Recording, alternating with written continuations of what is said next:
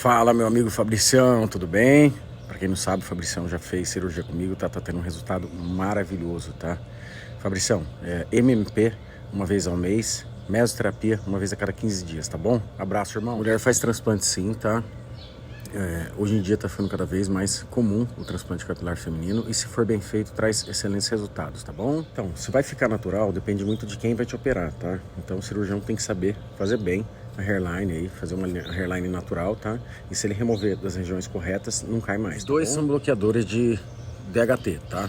A gente fala que é bloqueador de 5-alfa-redutase, só que a dutasterida tem uma potência 17 vezes maior do que a finasterida, tá? Então essa é a grande diferença. Infelizmente só o minoxidil não vai resolver, tá? Porque o problema da alopecia androgenética também é hormonal, tá? E quem bloqueia a produção do DHT, que é o hormônio que causa atrofia dos fios, é a finasterida e a dutasterida, tá bom? Depois do implante continua tendo queda, não nas regiões transplantadas, tá? Mas os outros fios que não foram transplantados vão seguir a sua tendência genética em cair.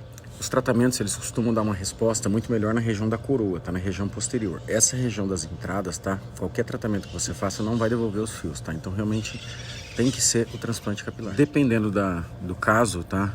Às vezes você só raspa como faz um transplante feminino, raspa só a região posterior. Mas aí você deixa de aproveitar a área doadora das laterais, tá? Quando não raspa tudo. Então, no protocolo da clínica, o paciente retorna com 3 meses, com 6 meses e com 1 ano, tá? Mas caso não dê para ele voltar, por exemplo, pacientes de outros países, o transplante vai evoluir de forma satisfatória do mesmo jeito. A questão da idade é um pouco controversa, tá? Na verdade, vai mais do grau de calvície que esse paciente chegou, tá? E se tem alguma forma de estabilizar já ou não a calvície, tá? Mas normalmente eu não opero pacientes com menos de 20 anos. No transplante nós tentamos utilizar de forma igualitária, tá? Porque se você tirar demais aqui, vai ficar mais ralo aqui do que aqui, tá? Então normalmente a gente tira um pouco menos na região das laterais, que já é mais fraquinha, e um pouco mais na região occipital. Vai depender, tá? Se o paciente tem uma área doadora muito boa, suficiente para restaurar as áreas de calvície e ainda colocar na cicatriz, é melhor do que a micropigmentação. Então, um dos poucos efeitos colaterais descritos, tá, do minoxidil vioral e que eu já vi também é edema de membros inferiores, incha um pouco a perna, tá? Isso eu vi em um caso até hoje, tá bom? Então, a diminuição de testa em mulheres, a gente vai refazer uma linha, tá, abaixo dessa linha que a mulher já tem, para reduzir a testa e deixar na proporção, tá? Só raspa a parte de trás e não fica muito aparente não, na verdade atrás não dá nem para ver, tá? Da onde remover. O tempo de recuperação é uma das principais vantagens do FUE, tá? Então normalmente o paciente já volta a fazer atividade física em 4 a 5 dias, tá? O retorno à atividade profissional depende só do paciente, tá?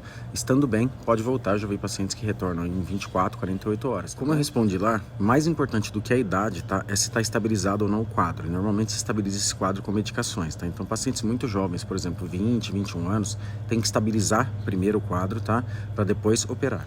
E o minoxidil vioral não é que ele é melhor, tá? Ele é mais prático, porque você não tem que ficar passando toda noite, não fica aquele cabelo mais emplastado, tá? Então é mais simples, por exemplo. Eu já tomo finasterida e minoxidil, já tomei agora cedo, tá? E já tô livre. Na verdade, ele não é caro no Brasil, tá? Se você for pegar nos Estados Unidos, por exemplo, eles cobram por unidade folicular, podem cobrar de 5 a 10 dólares. Um transplante que a gente faz aqui de 4 mil folículos seria 20 mil dólares, o equivalente a mais de 100 mil. É que na Turquia, realmente, pela baixa qualidade, o transplante pode sim trazer diversas sequelas, tá? Como uma cicatrização e tudo mais. Por isso que a gente fala sempre na hora de operar, pega algum cirurgião que já tem bastante experiência, tá? Porque se você fizer uma cirurgia em qualquer lugar, você vai ter sequelas sim, tá bom? Muito difícil, tá? É muito difícil causar impotência. O que ela pode causar em 2% dos pacientes que utilizam, tá? É diminuição do apetite sexual. Como o paciente está com o apetite sexual diminuído, ele pode não ter uma ereção muito boa, mas isso em 2%, tá bom? Para garantir que a calvície não vai progredir para outras áreas, tá? É necessário sim, tá? O tratamento de finasterida e minoxidil.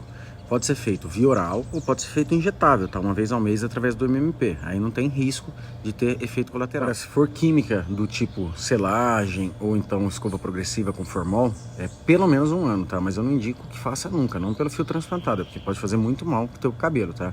Mas a selagem pode até ser feita, tá? Depois de 1 ano para dar uma alisada. Não tem problema nenhum, tá?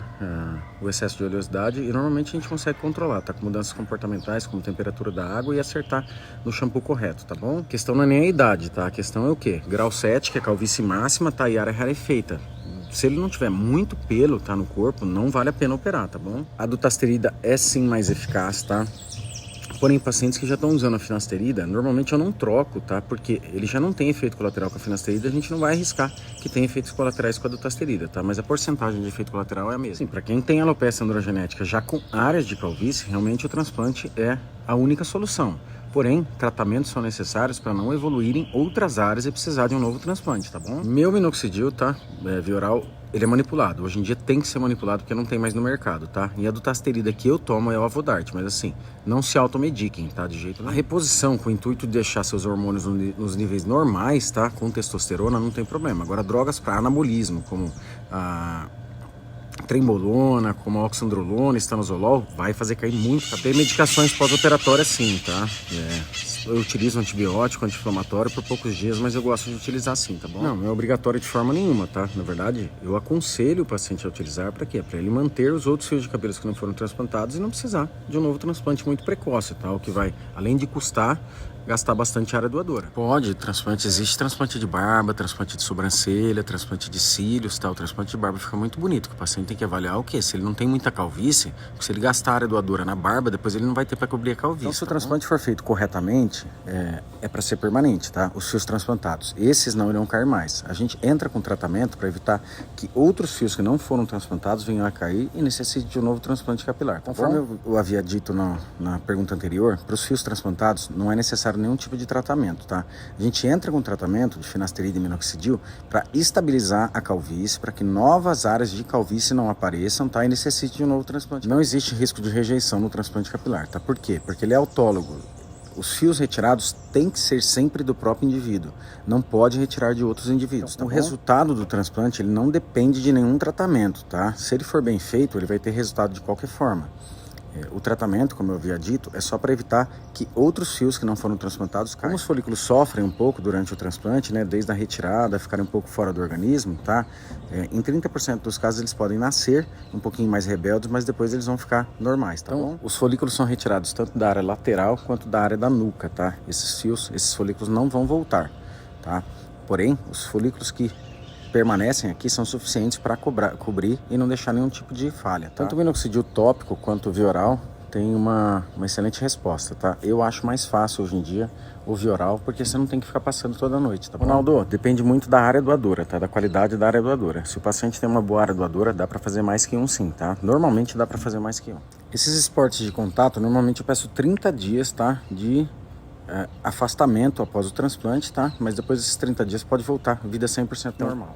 Exposição solar prolongada, tá? Normalmente eu peço 30 dias para evitar. Pós-transplante pode até utilizar um boné, normalmente aqueles bonés com filtro solar ajudam bastante, mas assim, esportes aquáticos, exposição prolongada, 30 dias sem. Se a calvície for muito extensa, tá? E a área doadora não tiver uma altíssima densidade, pode ser necessário fazer mais de um transplante sim, tá? Normalmente o cirurgião já avisa o paciente que vai precisar de mais de um, tá? Dependendo do caso. Utilizar boné, capacete, essas coisas não faz cair cabelo, tá bom? Se o couro cabeludo estiver saudável, não tem problema nenhum. Normalmente eu libero o uso de bonés, tá?